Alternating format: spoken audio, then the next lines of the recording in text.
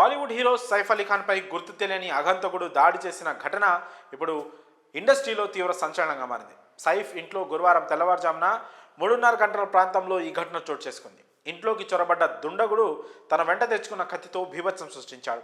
అడ్డుకోవడానికి ప్రయత్నించిన పని మనుషులను కత్తి చూపించి బెదిరించాడు. ఈ క్రమంలోనే ఇంట్లో కేకలు అరుపులు వినిపించడంతో సైఫ్ అలీ ఖాన్ అప్రమత్తమయ్యారు.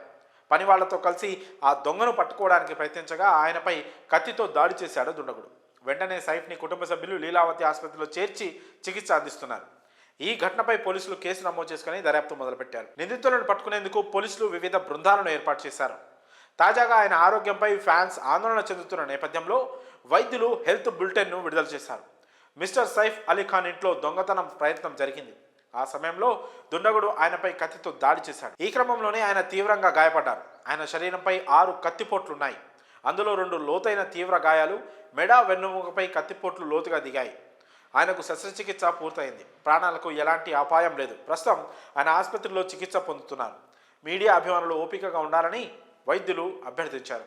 ఇది పోలీసుల విషయం. పరిస్థితిపై మేము మీకు ఎప్పటికప్పుడు సమాచారం అందిస్తూ ఉంటామని తెలిపారు. మరి సైఫ్ అలీ ఖాన్ హెల్త్ బులెటిన్పై మీ అభిప్రాయాలను కామెంట్స్ రూపంలో తెలియజేయండి.